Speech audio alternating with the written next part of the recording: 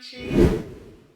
Mais um dia, mais um Sofá com Diana. Sejam bem-vindos a mais um programa e a mais um bom papo com a nossa convidada, Isis Bernardi. Boa noite, Isis. Boa noite, Joana. A Isis, ela é historiadora, professora de história e também é atleta e tem muito a nos que dizer sobre essa vivência.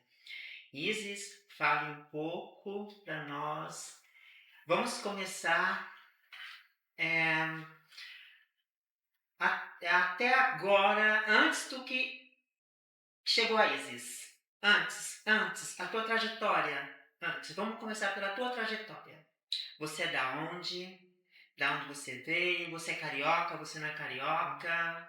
Fala pra gente um pouco de você. Então, olá a todos e a todas, né? Eu sou a Isis e a minha trajetória é uma trajetória muito parecida também com a maioria das meninas trans, né, no Brasil.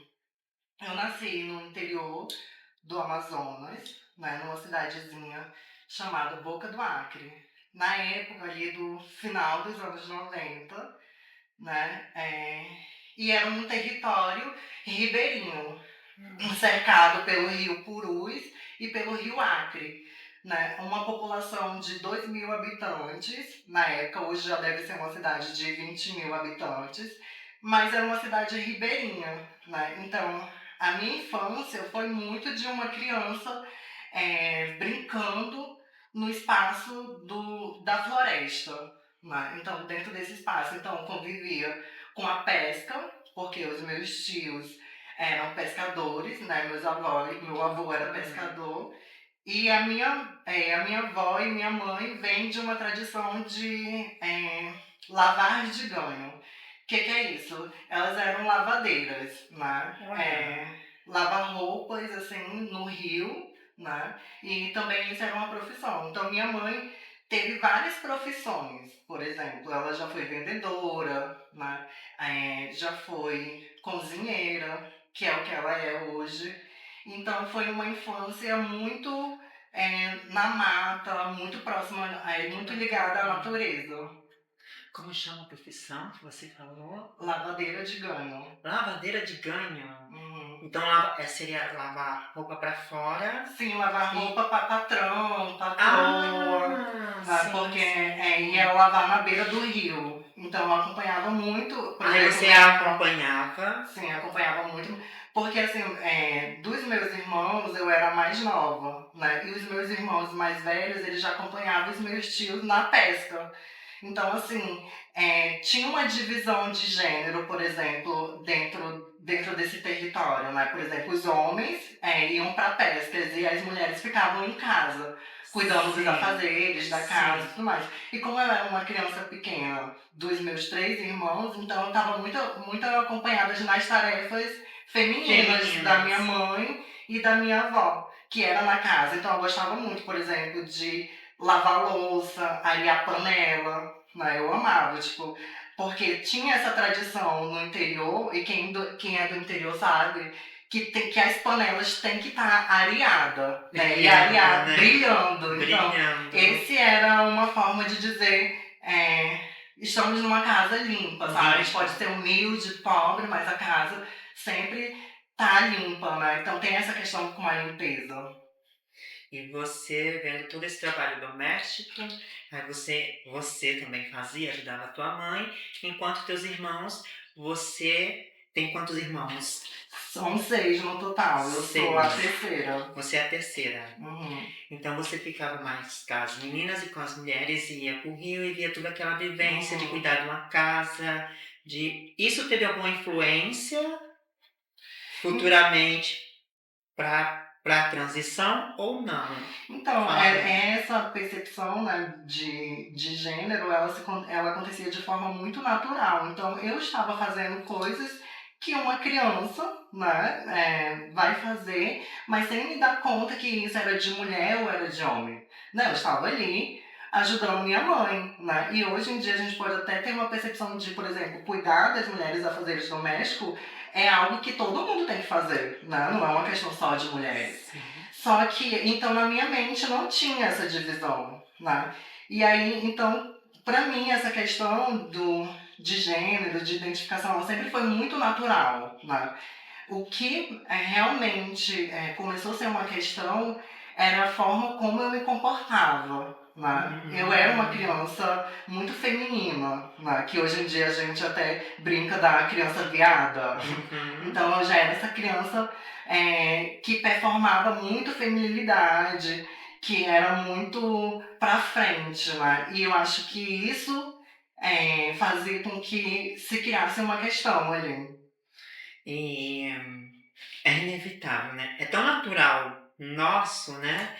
Que nessa questão que você falou aí, se percebe-se ou não, o brincar de boneco, não brinca, faz a fazer os domésticos, não. Isso é tão natural, tanto que os meninos seguem para a tendência, né? Se identifica, vai jogar bola, vai fazer outra coisa de menino, como você falou, nem tudo é de menino, é de menina, mas essas questões a gente acaba aflorando naturalmente a nossa essência feminina, né?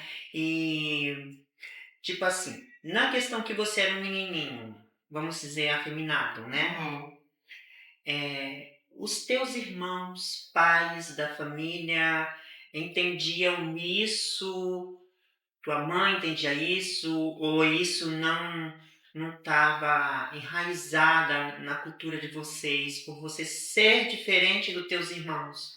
Então, não estava, né? Porque o que acontece? Eu venho de esse território no interior da Amazônia, no sul da Amazônia brasileira, já tem uma defasagem com relação ao acesso, né? Então, o acesso à educação, o acesso à questão do trabalho formal, tudo isso acontecia na capital. Então, a capital, Manaus, por exemplo, fica muito longe desse território. Então, ali a gente vivia uma vida ribeirinha, né?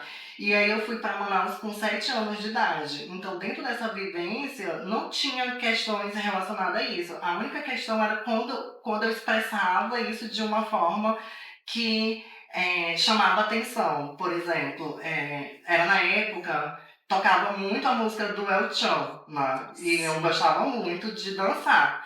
Então, a primeira questão que chegou para mim foi com relacionado à dança, né? E eu gostava muito de dançar. E eu começava a fazer show para os meus primos, né? E aí eu lembro que um dia foi a primeira vez que eu percebi que se expressar dessa forma seria algo ruim. Eu tava dançando, né? Música do El Chan pros meus primos. E aí meu tio viu aquilo, né? Viu essa cena. Eu dançando, e animada. E aí eu lembro que eu percebi que ele viu, né? Aí e ele viu, me olhou com aquele olhar de julgamento, mesmo sendo uma criança, mas você tem a dimensão desse olhar. E aí, quando de repente passou uns dias, né? No outro dia teve uma reunião familiar, né? E no interior tem muito isso, de se reunir todo mundo, principalmente no almoço de domingo, reunir a família. E nessa reunião, o que eu fiz, a forma como eu dancei, foi uma pauta na reunião. E aí foi uma pauta, assim, bem chocante e problemática para uma criança, né? Porque esse espaço, né, da cidade, ele já era preenchido principalmente por igrejas. Então a minha família era muito religiosa, né? Evangélica, pentecostal. E aí, quando isso chegou ao ouvido da minha avó, ela fez essa reunião e perguntou se eu realmente. E na época eu estava vestindo a roupa das minhas irmãs. E ela pegou, eu lembro, né, dessa cena, tipo, ela pegou a Bíblia, abriu e falou: você fez isso, se você não fez, você tem que jurar pela Bíblia. Se você fez ou se você não fez. E aí, imagina uma criança, né, tipo, recebendo isso de forma, assim, muito problemática. E aí eu percebi que naquele momento a minha expressão de gênero, o jeito que eu era uma problemática enquanto uma criança. Né? Não tendo a dimensão ainda que eu era uma pessoa trans, uma mulher trans, nada disso. Mas a violência chegou, né? E familiar. Aí eu percebi Aí eu fiz, né? Realmente fiz. Peguei uma surra por isso e percebi que eu tinha que. Tudo que eu fizesse agora a partir de feminilidade, usar roupas femininas, deveria ser escondido da minha família. Aí começa a repressão. Aí, Aí com- começa a apontar. Aí começa toda essa repressão que se dá a partir dessa percepção, né, de que fazer isso, ser quem você é violento. Então, eu começo, por exemplo, a ser obrigada a ir para a igreja, né? Há um processo praticamente de cura, né? De converter, tipo, você vai mudar isso que você está fazendo é errado, porque tem aquela dimensão que a igreja cria que pessoas trans, né, mulheres trans, são demônios, né? E aí essa palavra mesmo, assim, um demônio, assim, Um espírito que um entrou e espírito precisa se maligno, libertar, né? Uhum. E aí eu saio dessa infância e aí na época já há um processo de migração do interior para a capital, para a metrópole, que é Manaus, e a gente vai para Manaus, né? E aí toda a família começa a migrar para Manaus. E eu vou com os meus avós, com a minha avó para Manaus, porque o meu tio já conseguiu um trabalho na cidade, que também é um trabalho ligado a a Marinha, né, no Rio. Então, trabalho muito no Rio. Então, é uma continuação desse trabalho que era do pescado. As habilidades. As habilidades do pescado se dão agora na capital, nessa Manaus que está se desenvolvendo.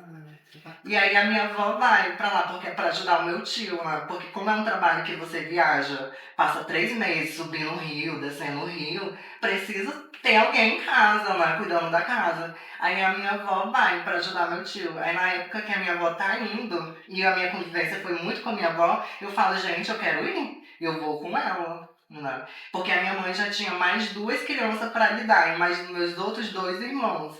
Então era muito irmãos, né, pra minha mãe cuidar. E ela não dava conta, porque ela tinha que trabalhar também.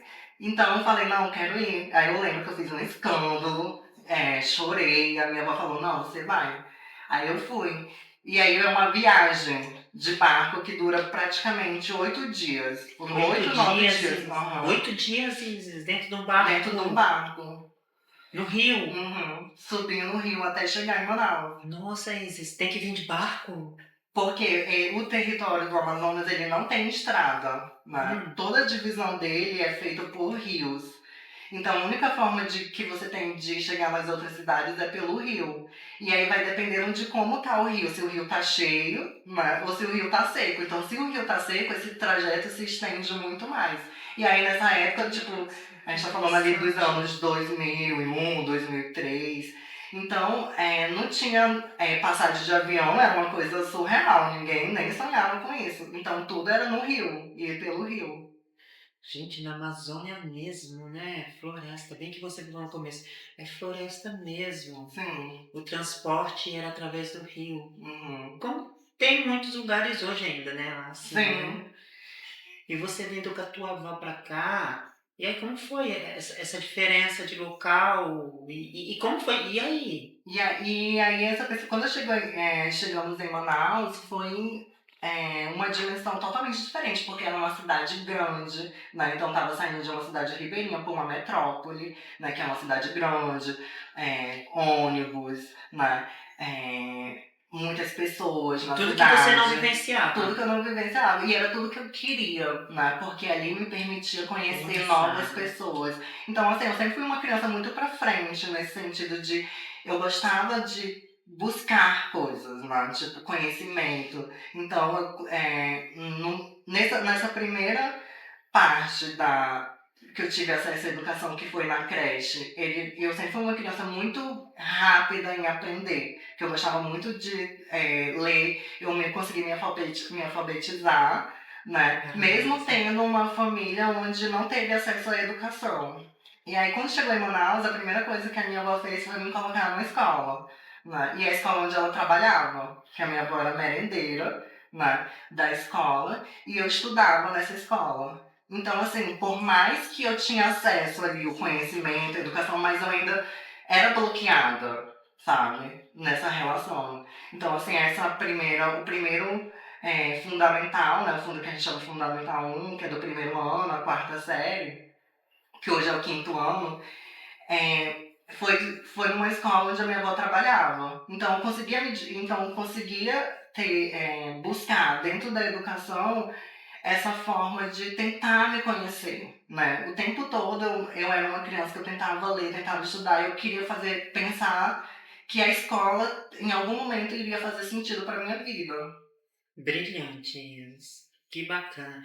E a escola te deu acesso, você uniu o útil ao agradável. Então, tudo que você buscava, vamos dizer, interiormente, né? Que coisa, né? Uhum. Tu lá na Amazônia, tu já estava pensando nessa, né, tu já tinha essa visão de explorar o desconhecido, né? E a escola te favoreceu nisso, o conteúdo para você caminhar conforme teus objetivos.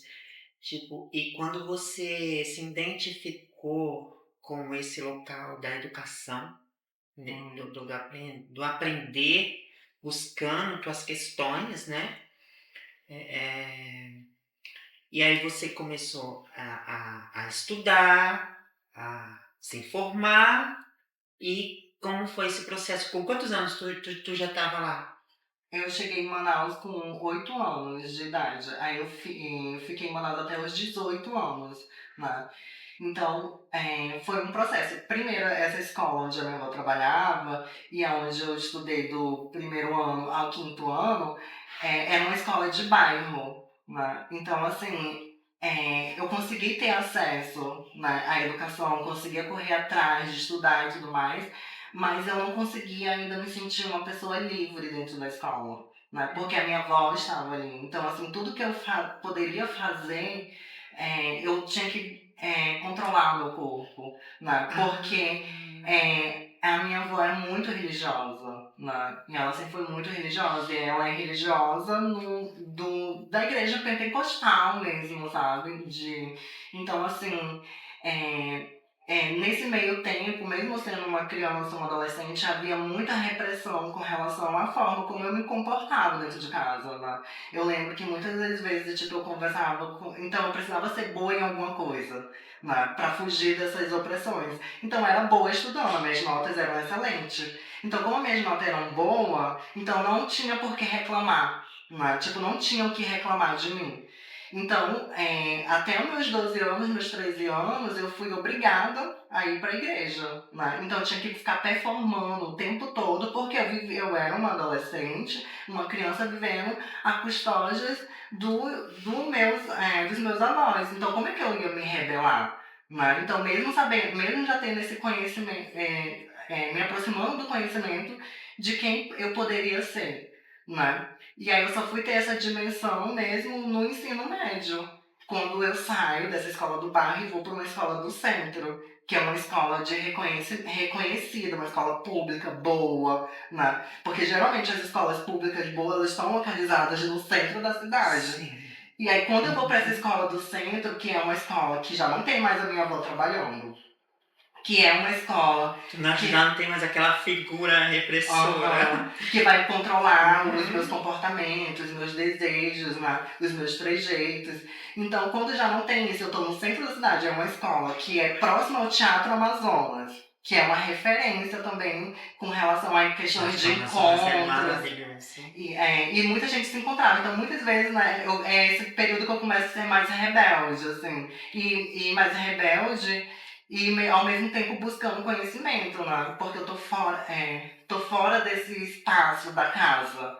Então, assim, na escola eu começo a ter muito acesso, principalmente com as disciplinas de literatura, de história, de sociologia, eu começo a me aproximar, calma aí, eu não tô sozinha no mundo, né? Existe uma diversidade de pessoas e existe também uma diversidade de opressões. Então, assim, eu começo a me conectar com aquelas pessoas que são as mais mal vistas da escola, né? Por quê? Tu começava a se perguntar por quê? Porque tu se enquadrava naquilo.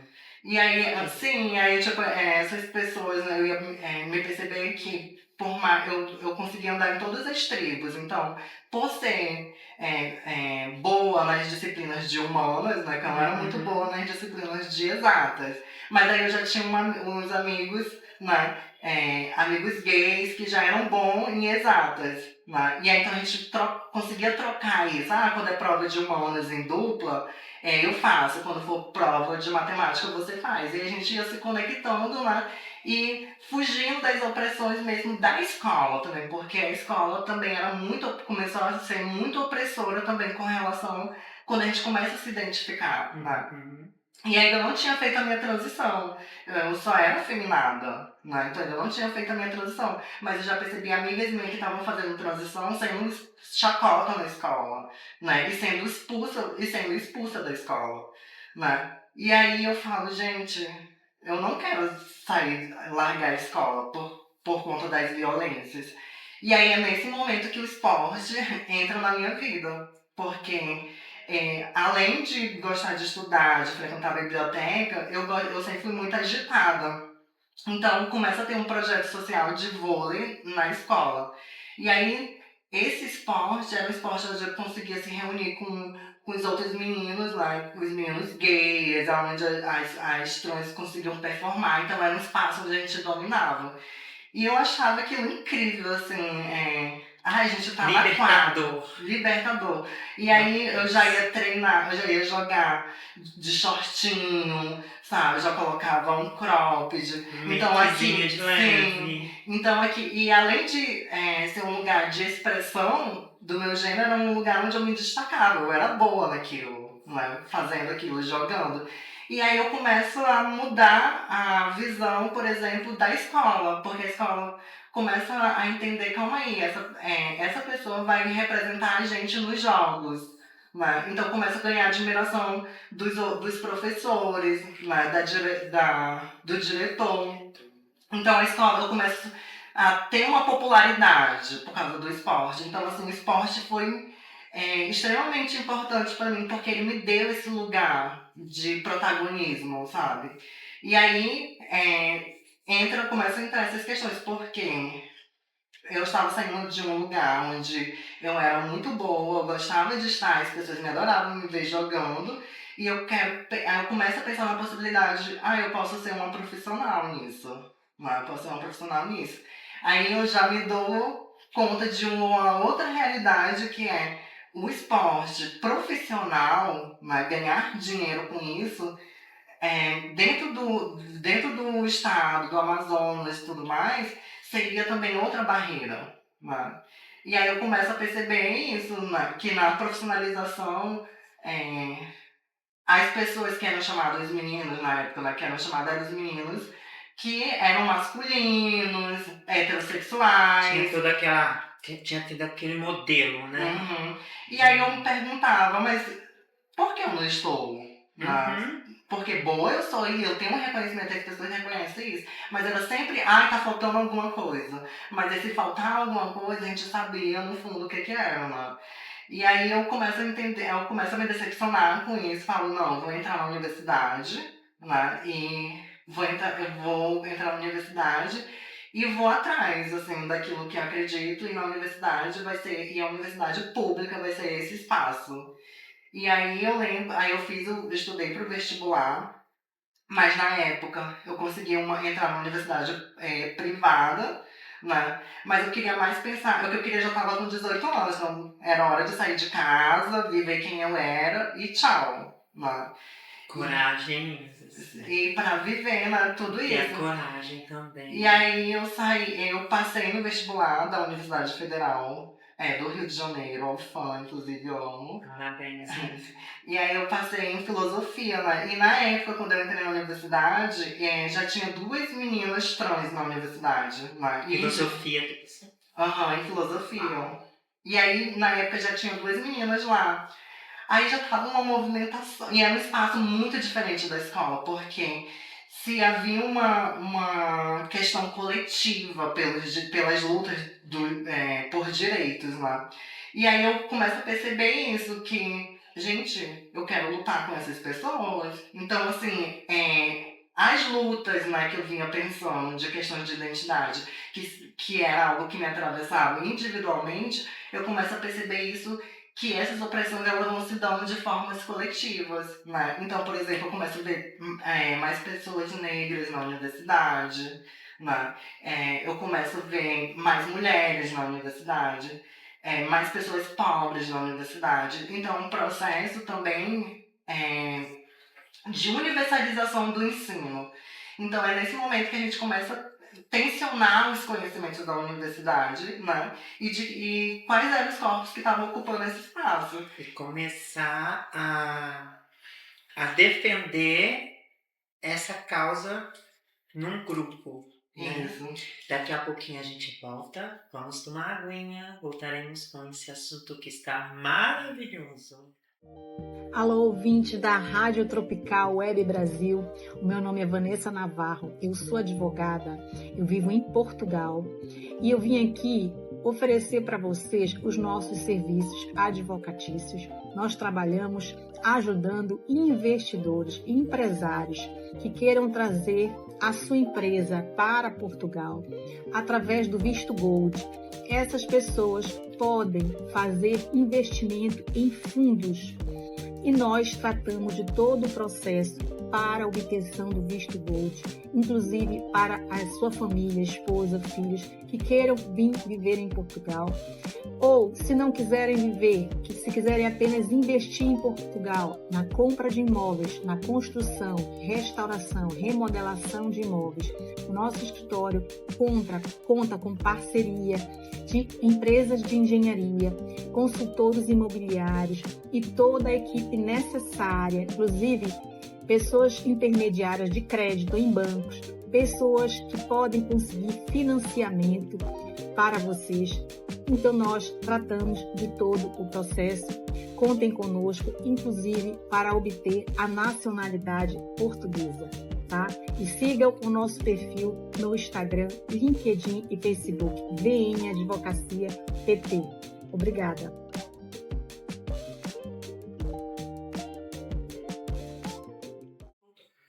Voltamos com essa brilhante. E aí, continuando, tu tá nesse universo, em Manaus, tu fez 18 anos, e aí tu se depara com um grupo totalmente ativista, que também tá lutando por isso, de toda essa tua repressão, e tu começa a abraçar essa questão. Fala um pouco pra gente. E aí eu começo a conhecer os movimentos, o que é um movimento social, né? Organizado, e a partir da universidade. Então, e esses movimentos sociais que lutam pelos direitos, né? Principalmente nesse caso, eram direitos estudantis. Então a gente começa a se reunir para discutir a situação da nossa universidade, né? Discutir a importância da universidade para aquelas pessoas que estão ali. Então a gente começa a ter essa dimensão que os corpos que estão entrando agora nessa nova universidade são diversos, né? A gente começa a ter uma dimensão maior de pessoas negras dentro da universidade, a gente começa a ter a presença de pessoas indígenas, pessoas com deficiência, pessoas trans. Então a universidade ela começa a ter mais cara do povo, né? Então a partir disso a gente começa a se organizar por mais melhorias, por mais orçamento para a universidade. E nisso eu vou me soltando nesse espaço todo, né, nesse turbilhão de coisas que está acontecendo, eu vou me soltando também, vou me reconhecendo enquanto Isis, né? Mas ainda é um processo que está acontecendo fora de casa. Então eu vivo a minha vida na universidade, quem eu sou, né? E quando eu volto para minha casa, eu tenho que performar essa masculinidade, tudo mais. Então eu precisava sair de casa, né? Então assim, para todas, né, a maioria das trans, elas são expulsas de casa, né, expulsas da escola e tudo mais, porque muitas não conseguem ter esse tempo, por exemplo, que eu tive de pensar como é que eu saio com dignidade, como é que eu saio para não voltar, né? E aí, essa forma que eu tinha de pensar, porque eu queria sair, mas eu não queria sair e ser condicionada, o que a maioria das que saem de casa é condicionada, Porque como você não a merece, esquina, ninguém a merece. prostituição compulsória. Então eu não Do you queria also vir para drink? esse espaço, sabe? Onde iriam me ridicularizar. E eu já tinha acesso ao conhecimento, então eu já sabia que aquilo que eu buscava, aquilo que eu estava estudando, eu precisava avançar nesses estudos, então eu não poderia perder isso, né, por causa das violências, dos preconceitos e tudo mais. E aí eu pensei, tá, eu já estou na universidade, agora eu preciso sair da cidade. Então, assim, Manaus começa a ser pequena para mim também, né? Porque eu começo a conhecer vários coletivos, a galera das artes. E aí, quando eu vou me conectando com esses outros coletivos, né, para pensar a melhoria da cidade, eu começo a entender a dimensão de fazer política na Amazônia. Na Amazônia, né, é muito complicado. E aí eu quero disputar o Brasil. Né? Disputar o Brasil, assim, eu preciso migrar. Né? Eu preciso migrar. E aí, quando a gente tá falando sobre Brasil, aí é uma questão. Explorar, né? Uhum. E aí, tipo, essa questão, assim, uma questão mais de historiadora, tipo, quando a gente tá falando sobre Brasil, né? Existe dois Brasis, né? Um Brasil que tem acesso, que as coisas chegam rápidas, e tem um outro Brasil que quase ninguém conhece, né? Então, assim, quando eu falo sobre a Amazônia, sobre a Amazonas em si, é normal que as pessoas desconheçam a história do Norte. Né? A gente até brinca, assim, o que chega pra cá é só o Nordeste, ainda chega assim de forma defasada. As pessoas conhecem, eu conheço o Nordeste, mas o Norte ninguém nunca ouviu falar. Verdade. Aí tem até um meme, assim, que a gente brinca, o Norte existe. Então, assim, há esse apagamento desse território. Então eu penso assim, eu quero disputar no eixo, né? Que é Rio-São Paulo, eu quero ir para uma dessas cidades. E aí eu começo a me encantar com o Rio. Eu falei, Rio é muito parecido com o meu território, né? Por causa da natureza. Então, assim, e tem aquela dimensão também de como chega pra gente o Rio, né? Essa cidade maravilhosa. Então, assim, a cidade maravilhosa chega pra gente de uma forma como talvez a galera do Rio e São Paulo pensa fora, né, do Brasil. Tipo, a Europa, né? Sim. Então, assim, pra gente, essa seria a nossa Europa. Então, não é à toa também, quando a gente vai ver o processo, por exemplo, migratório das trans e das travestis no Brasil, é um processo de muitas meninas vindo do Nordeste, do Norte, para o Rio de Janeiro e para São Paulo. Então a gente tem esse movimento, né, dessas meninas que querem vencer dessas regiões do Brasil vindo para esse lugar. Mas eu queria realmente vir para esse lugar, mas eu não queria vir, como eu falei, com esse pensamento de estar num lugar aonde eu vou sofrer violência, que é a prostituição compulsória, né? Então o tempo todo a minha jornada dentro dos estudos, né, buscando conhecimento, era para fugir dessa marginalidade, era para fugir desse lugar, né, da prostituição compulsória, né? E aí quando eu entro na universidade, aí quando eu chego no Rio de Janeiro, eu consigo fazer o vestibular, o Enem, na época, lá em Manaus, e passo para a Universidade Federal do Rio de Janeiro, o UFRJ. E aí, quando eu venho para o UFRJ, né, eu chego para minha família e falo, então, gente, eu tô indo pro Rio de Janeiro, passei no vestibular, né, e eu só preciso da passagem. Ou vocês vão me dar a passagem, ou eu vou dar um jeito de comprar essa passagem. Então, assim, eu tava entregando ali para eles uma coisa assim, eu tô saindo de casa, mas eu não tô saindo da forma como vocês queriam ou imaginar, não queriam, né? Mas que vocês imaginavam que eu iria sair por ser quem eu sou. Eu tô Você saindo sabe de para um algum espaço de conhecimento. Então eu acho que isso já é uma mudança, sabe? Assim, no Tu sentido. saiu vitoriosa, porque ninguém da tua família conquistou o que tu conquistou. Tu já saiu de lá vitoriosa, aos olhos deles, com certeza. E aí, na época, os meus irmãos, tinha um irmão mais velho que ele já tinha conseguido entrar na universidade, ele se formou, inclusive, na engenharia. Mas ele representava tudo aquilo que eu não era, né? Ele é conservador, pastor. A questão do ambiente que ele vivia, hétero, normal, Uhum. religioso. E aí ele se tornou pastor, né, e tudo mais. Aí eu falei, já era totalmente desvinculada, né, desse arranjo familiar. Então, a partir disso, eu também comecei a questionar, né, assim, o que é família, sabe? O que é família, né? O que é a família para as pessoas LGBT, né? E o que é família, por exemplo, para as mulheres. E aí, o que é família, né? O que é essa instituição família? E aí eu começo a perceber que as famílias, né, como é colocado pra gente, aquela do comercial, de margarina, que é um homem, uma mulher e as crianças e todo mundo feliz num gramado, essa família ela não é a família brasileira, sabe? Não é a família real. E aí eu começo a entender que eu também posso ser a minha própria família, que eu posso ser a minha família. E aí, através disso, né, da universidade, aí quando eu chego no Rio de Janeiro, eu começo a minha transição, principalmente na universidade, e aí eu vou levando estudo, aí eu passo para o curso de letras. Aí eu vou levando esse curso, né, que o meu sonho era ser escritora, eu já escrevia muitas coisas, minhas questões na poesia, e aí eu começo a ter essa dimensão de que aquele é um espaço acolhedor para ser quem eu sou. Quando tu sai de lá, tu já vem pro Rio de Janeiro, te deram a passagem. Deram a passagem. E alojamento? Então, aí eu consegui o alojamento da universidade. A universidade já te dava alojamento? A universidade, mas foi um processo de luta também para eu estar dentro desse espaço, né? Porque a universidade tinha um alojamento, mas esse alojamento ele era uma ocupação.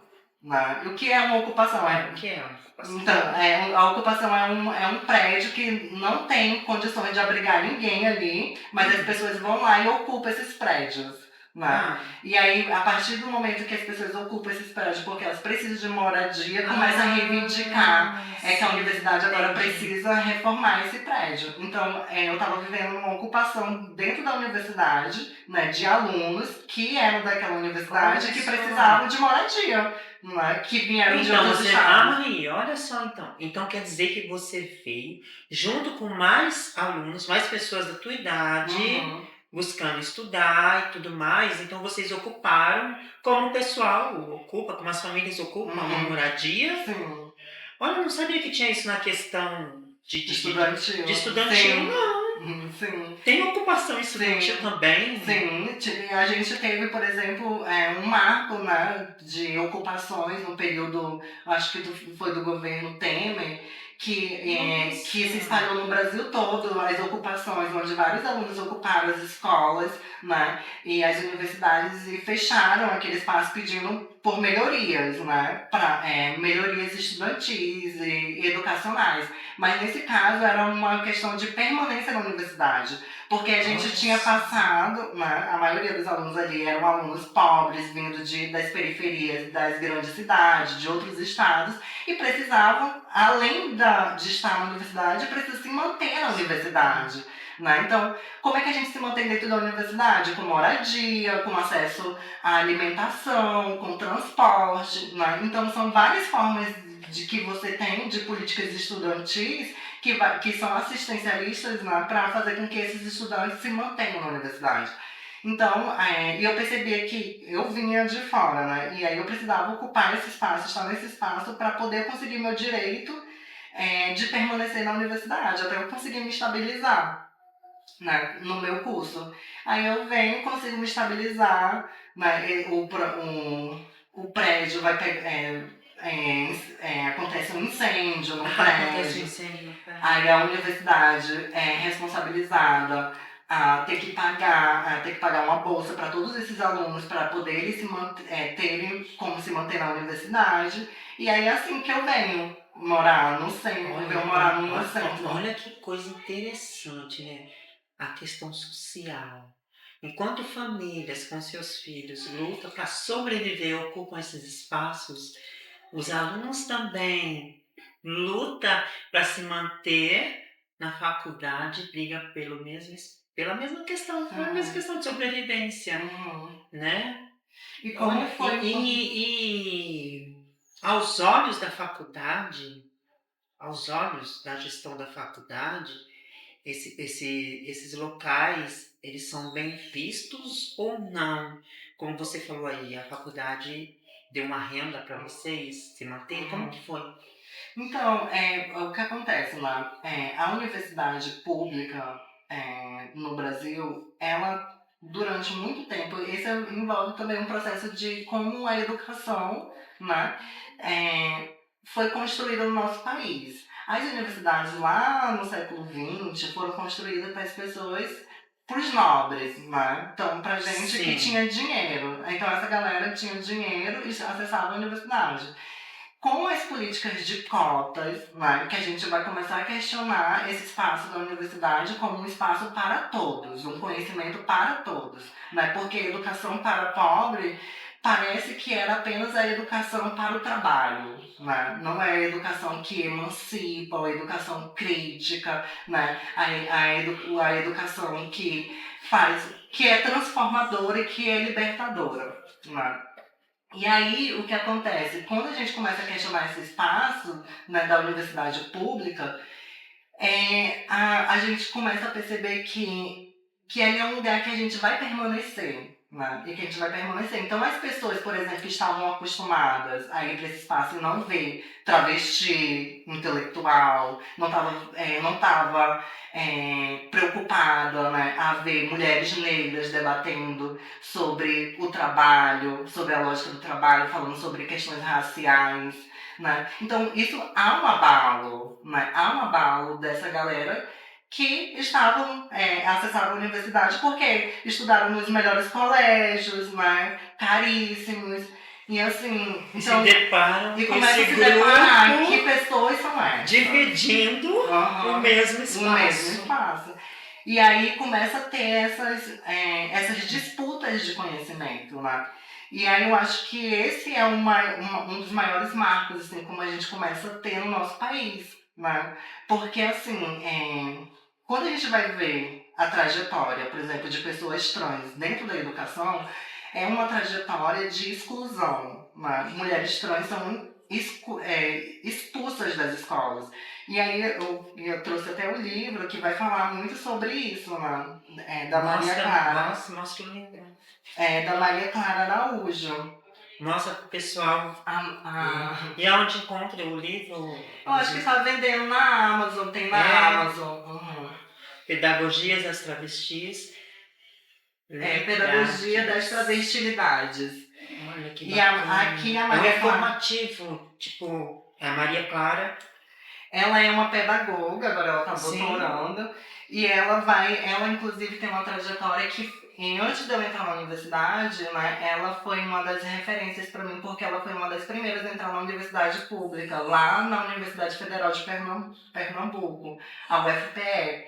E aí, quando ela entra na universidade, na época, ela faz um manifesto, né, chamado Manifesto pela Igualdade, onde ela fala toda a dificuldade que ela teve enquanto uma travesti estudando dentro de uma escola pública, conseguir passar no vestibular e entrar na universidade. E ao entrar na universidade, era uma época também que não existia a questão dos nomes, né? Os nossos documentos ainda não eram retificados. Então, a gente tinha que chegar na universidade e ter que conversar com os professores, né? Então, eu sou Maria, né? Eu sou a Isis. Você poderia me chamar pelo pronome feminino, né? E então era tudo uma negociação para você estar dentro desse espaço. E aí a Maria Clara ela vai questionar isso, né? A gente fala que a educação é para todos, que a educação que vai transformar esse país. Mas que educação? Que educação? Quem é esse todo? E aí começa a vir esses questionamentos. Porque, veja, a gente somos exceções das exceções, né? 80% das travestis não conseguiram concluir o ensino médio, porque foram expulsas desse espaço. Porque esse espaço era violento, não respeitava o nome das meninas, não respeitava. Ir no banheiro era uma questão, né? E quando você ia falar sobre esse tipo de violência com a direção falava que você que estava errada, porque você era assim. Então, a Maria Clara ela vai trazer esse debate sobre o que de fato é educação, né? O que a universidade pode transformar na vida das pessoas. Ideal que todas as professoras poderiam ter sido. Sim, e aí na minha formação, né, enquanto professora, porque esse processo de...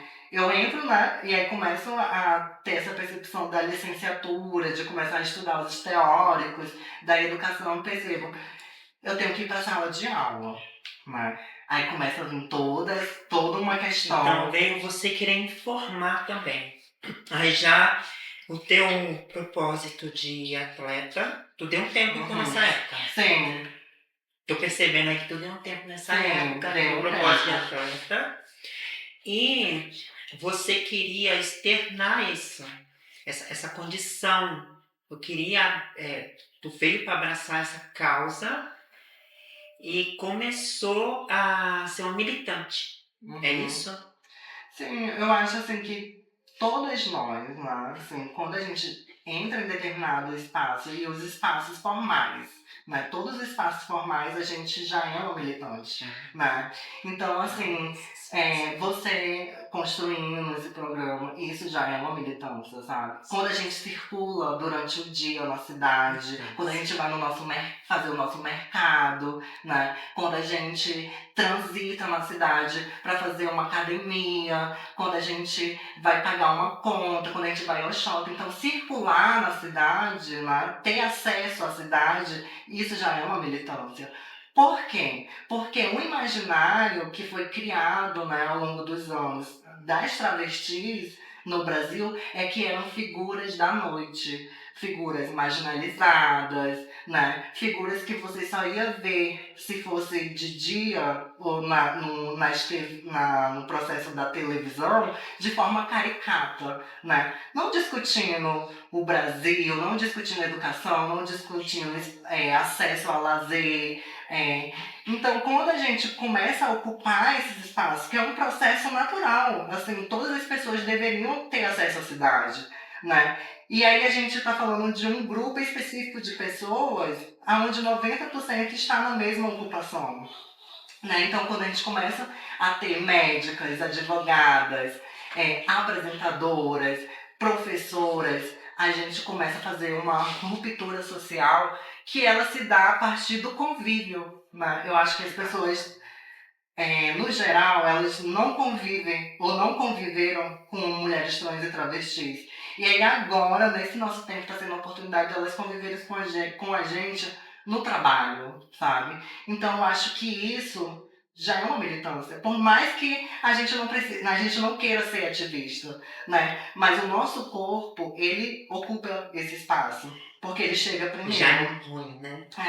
Tem uma frase da Renata Cavalho, que é uma atriz trans, ativista, né, do teatro, maravilhosa, que ela fala assim, e ela tem um trabalho que ela fala sobre o corpo travesti, né, e ela tem uma frase que ela fala assim, esse corpo, ele chega como um muro, né, ele sempre chega primeiro, então ele sempre tá ali colocado, por mais que você não precisa abrir a boca, o seu corpo chegou, o corpo travesti chegou, já se tem um imaginário, né? Então eu sempre faço essas provocações com as pessoas, assim, tipo, quando a gente transita de dia, quando a gente tá ali, né, se divertindo com as nossas amigas, num barzinho de esquina, ou numa festa qualquer, quem é que tá lá quando as pessoas veem a gente? Será que elas vão olhar e falar, olha, é a professora? Não, elas vão olhar, olha, é travesti, é puta, sabe? Então, assim,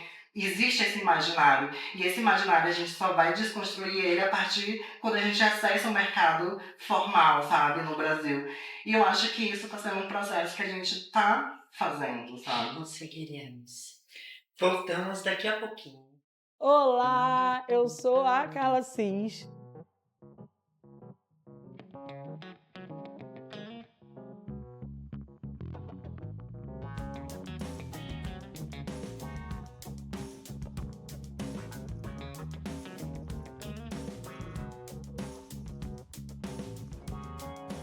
A responsável empreendedora por esse espaço, que aparentemente está começando agora, mas eu já comecei essa profissão há algum tempo atrás, alguns anos atrás, na verdade, quando eu desisti da minha profissão de enfermagem, de gestora ambiental e comecei a empreender na estética, fazendo atendimento em domicílios e comecei com um espaço depois pequenininho, quando entrou a pandemia, logo depois um pouquinho maior e hoje eu estou nesse espaço oferecendo vários outros serviços.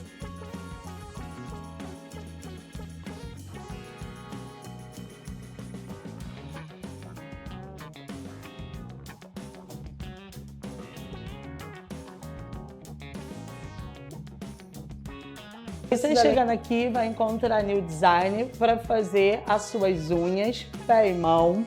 Aqui também vai ter o serviço de depilação, alguns dias com a parceria com a Rosângela, outros dias vocês vão estar comigo também para essa depilação. E você vai estar comigo para fazer o seu tratamento corporal e facial.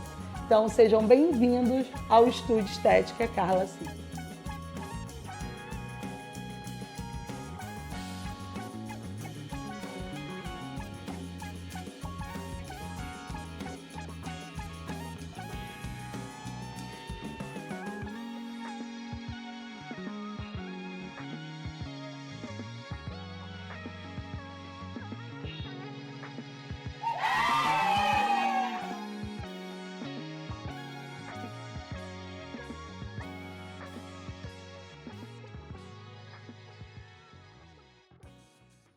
Voltamos. Nossa, Isis, quanta coisa que tu tem, quanto conteúdo, quanta coisa que a gente tem para aprender contigo e os nossos telespectadores também, né? O pessoal que está nos assistindo. Ô Isis, fala pra gente sobre poesias atravecadas. Ai, Fala que lindo. tudo. Fala. Então, quando eu entrei na universidade, o meu grande sonho era ser escritora, né? Eu queria ser escritora. Eu entrei na universidade de letras, né? E aí eu me deparei com muita gente que também era poetisa, que escrevia. Eu falei, eu também quero, então eu quero ser escritora. Só que eu comecei a perceber que era uma profissão também muito elitizada, né? Porque meu sonho era a novela, escrever para novela, uma coisa assim. Aí eu percebi, aí eu caí logo na realidade que eu não ia conseguir, eu ia demorar muito para conseguir isso. Eu falei, mas eu já quero, mas eu já escrevo. E aí eu fui conversando com outros amigos e percebi como é que eu posso divulgar aquilo que eu já escrevo, né? E era uma época também que muita gente estava se utilizando das poesias para falar sobre suas questões, né? De opressão. E aí tem, dentro da literatura, tem vários tipos, né? Vários tipos de literatura que vai ser utilizado para isso. Aí na época eu tava morando num Tabajaras, em Copacabana. E ali era um território, esse território de Copacabana, era tudo que eu tinha sonhado, tá no Rio de Janeiro morando em Copacabana. Estava morando numa comunidade, né? Mas não deixava de ser Copacabana. E aí eu descia, por exemplo, por Calçadão e eu via a estátua do Carlos Drummond de Andrade, via a estátua da Clarice Lispector, Sim. que eram referências para mim. E aí eu sempre consumi a poesia de ambos. Então quando eu começo a escrever a partir das referências deles, né, principalmente do Carlos Drummond de Andrade, onde ele está escrevendo essa Copacabana, né, que é a princesinha do mar, essa Copacabana da MPB e tudo mais, eu falei, gente, eu também quero escrever uma Copacabana, mas uma Copacabana das travestis, né? Então, e essa Copacabana também é das pessoas que moram no morro em volta de Copacabana, das pessoas periféricas. Então, que Copacabana é essa? Né? E aí eu começo a fazer esse questionamento. E as minhas poesias, elas eram vistas como poesias rebeldes, né? Porque eu falava muito sobre o corpo da travesti. E aí eu lembro que tinha muita gente, por exemplo, dentro da universidade, quando se deparava com minha poesia, falava, gente, isso é muito perverso, sabe? Havia muita perversão na minha poesia. E eu queria utilizar a literatura nesse momento para provocar as pessoas, queria que elas se deparassem ali com a palavra travesti no poema, sabe? E aí brincar mesmo com isso. E aí eu comecei a pensar essa Copacabana travesti a partir de uma perspectiva do Carlos Drummond de Andrade. Né? Aí tem um poema, por exemplo, do Carlos Drummond, ele fala sobre a bunda das mulheres brasileiras. E aí, quando o Carlos Drummond está escrevendo, por exemplo, sobre bunda de mulheres brasileiras, ele não é pornográfico, ele não é visto como um perverso. Mas quando sou eu uma travesti falando sobre o meu corpo, os meus desejos, e sobre o meu corpo e meus desejos, isso é perverso, sabe? Então, assim, eu queria questionar isso a partir de um poeta que era uma referência brasileira, né? E aí eu fiz um poema, né, que é esse poema sobre a bunda, que ele vai falar sobre a bunda das mulheres, e eu vou falar sobre a bunda da travesti, né? Que bunda é essa? E aí eu vou usar de todo um aparato, né, da nossa história, da nossa referência, pra gente pensar que bunda seria essa, né? De forma literária. Então, por favor, me dê essa honra. Bunda de trava. Bunda que é bunda de trava. Vamos começar. É bunda que é apontada, vista na calçada, pela madrugada, comprada e desejada. De dia é vista como trágica. Bunda siliconada, óleo de motor, correndo contra o tempo. Bunda bomba relógio. Bunda engraçada à luz do dia. Bunda de pau, no corpo feminino.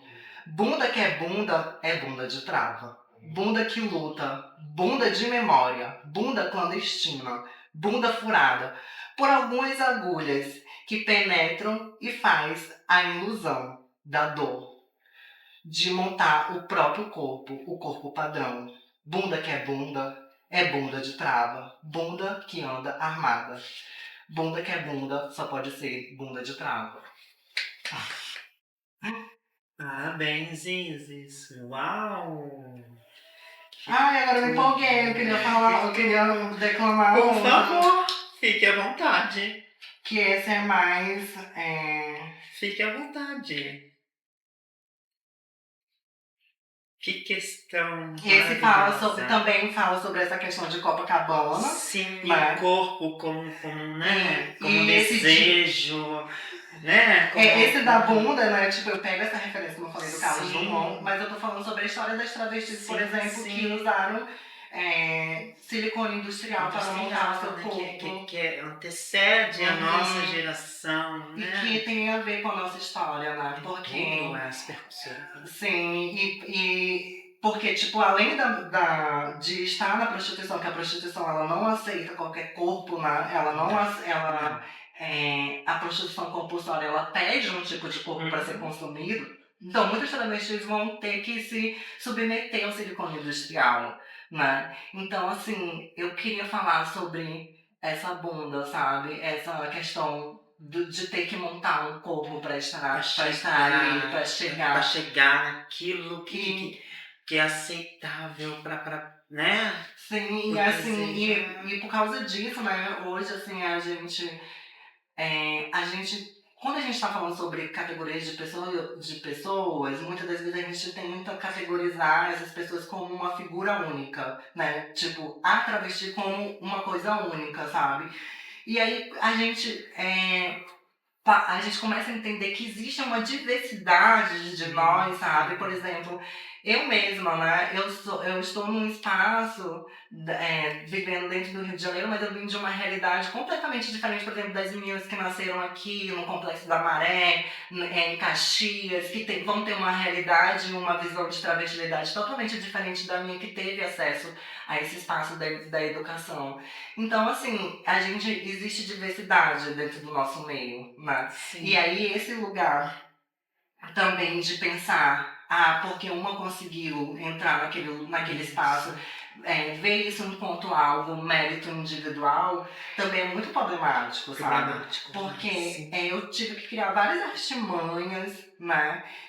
Para poder estar dentro de um espaço de educação, né? Mas muitas não vão conseguir ter essas artimanhas, né? A maioria não tem. Então é por isso que a gente tem que criar políticas públicas para que essas meninas vejam no esporte, na educação, um espaço também de reconhecer, né? Porque parece que o tempo todo quando a gente fala sobre os nossos desejos, nossos corpos, a gente tem que falar sobre sexo, sabe? Parece que existe parece que existe uma obrigação assim da cisgeneridade que tem a ver também muito com a questão de fetiche, sobre como o nosso corpo é fetichizado, de ficar o tempo todo falando sobre as nossas aparências, sobre como a gente é. E eu acho que isso muitas das vezes muitas das vezes problemático, sabe? Em relação às mulheres. Explicar, né? Sim, em relação às mulheres no geral. Porque eu acho que o tempo todo é esperado das mulheres uma performatividade, sabe? E eu acho que isso é uma questão assim que a gente tem que resolver entre nós mesmas, né? Porque por exemplo, questões de competitividade feminina, rivalidade femininas, né? Quando a gente está pensando sobre questões de transfobia, né? A gente tem, como eu falei sempre, a gente tem que pensar essas opressões aí de formas cruzadas, né? Por exemplo, como a transfobia está muito ligada também com as questões raciais no nosso país, né? Por exemplo, nos últimos casos que acontecem com relação a esse discurso, que eu acho que é muito reducionista sobre o banheiro, sabe? É um discurso assim tão baixo, assim, no sentido intelectual mesmo, sabe? Porque a gente sabe que o banheiro no dia a dia, ele é um item comum, sabe?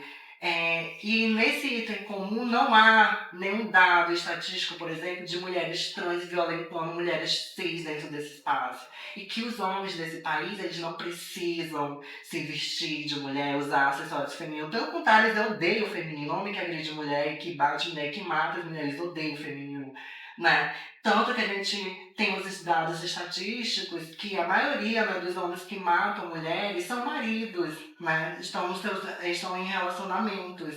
Então, assim, qual é o espaço seguro para as mulheres no Brasil? Porque o problema do machismo não é a questão, de mudança de gênero, não. A questão do machismo é o feminismo, porque a mulher é poderosa. Ela é poderosa e quando ela ocupa um lugar de poder, eu falo mulher no sentido geral, trans, cis, o feminino. Quando o feminino, minha concepção, quando o feminino se destaca e a mais do masculino, porque já vem com essa carga, né? Quando o feminino se destaca, então ele incomoda essa questão masculina. Então, aí volta naquela questão, a mulher não pode subir um degrau a mais ou estar no mesmo nível. Então, a questão deles nem é só pela questão de porque eu transicionei, porque... Não é porque nós estamos saindo do espaço masculino e estamos levantando uma bandeira feminina, estamos transcendendo para um espaço feminino, né? E estamos tornando isso valoroso. E aí há um incômodo às vezes, e por isso que vem essa questão de repressão dos homens. Sim, e eu acho que quando a gente está discutindo sobre questões de gênero, né, a gente sempre está falando sobre violência, sobre as mulheres e tudo mais. Mas para além de discutir a violência sobre as mulheres, a gente tem que discutir a educação, sabe? Assim, como a gente educa os homens na nossa sociedade, né? Como a gente tem educado os homens na nossa sociedade. Então, assim, eu enquanto educadora, eu sou muito perspicaz nesse sentido de como eu olho para os meus alunos, né?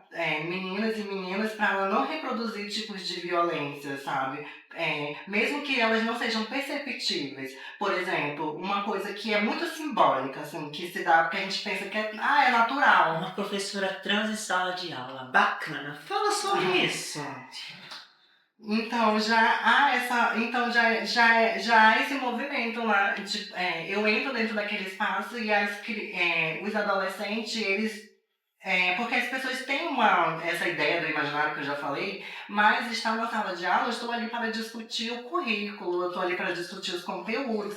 Só que, como eu te falei, né, Diana, tipo, o conhecimento, a educação, ele não é neutro. Então, todo professor, ele vai partir de algum lugar, né? E eu, enquanto, por exemplo, uma mulher trans, né, uma travesti, eu vou olhar para a história desse país enquanto historiadora e vou perceber a ausência das mulheres. Então, se eu dou um conteúdo falando ali sobre Revolução Francesa, que é um conteúdo que a gente vai discutir sobre as questões de liberdade, de democracia e tudo mais, eu percebo, por exemplo, que mulheres lutam, né, dentro desse espaço, fazem parte da luta, mas quando se dá por vencida a revolução, quem tem o protagonismo são os homens. Então começa a perceber essa história, né, do Brasil e do mundo, uma história muito masculina. Né? Então, eu, enquanto pesquisadora, pesquiso uma história a partir da vivência das mulheres. Então, assim, quando eu olho para a história do Brasil, a história do esporte, né, e eu percebo que esse processo de exclusão, que a gente hoje, né, a bola da vez é as trans, mas a bola da vez também já foram as mulheres no geral. As mulheres foram proibidas de jogar futebol nesse país, que se denomina o país do futebol durante um bom tempo. Né? Hoje que a gente vem de se discutir futebol feminino no nosso país. Né? Então, assim, essa discussão, né, que é sobre pessoas trans dentro desse espaço, ela é uma discussão ainda muito pobre, porque, na verdade, o que quer excluir é todas as mulheres. Né? E aí essa violência ela vai se estendendo. As trans não podem entrar no banheiro, mas como é que eu vou saber que uma pessoa é trans ou não? Né? E aí, ou seja, qualquer mulher que fugir de qualquer estereótipo de feminino, elas vão ser barradas do banheiro, sabe? Então, assim, a gente não tá dando dimensão que essa violência, ela não vai se estender só às trans, ela vai se estender a todas as mulheres, sabe? E quando a gente começar a pensar isso, a gente vai começar a entender esse país de forma mais coletiva. E aí eu queria encerrar com esse poema. Eu queria voltar que tu passa essa percepção para teus alunos quando tu tá em aula, né? Mas o nosso tempo é curto. Então, recite a sua poesia, tá? E temos pouco tempo, né, diretora? Já passamos o tempo. Ai, que pena, Isis. Viu, é muita coisa. Teremos Isis de novo. Você vai ter que voltar, parte 2. Ai, que bacana.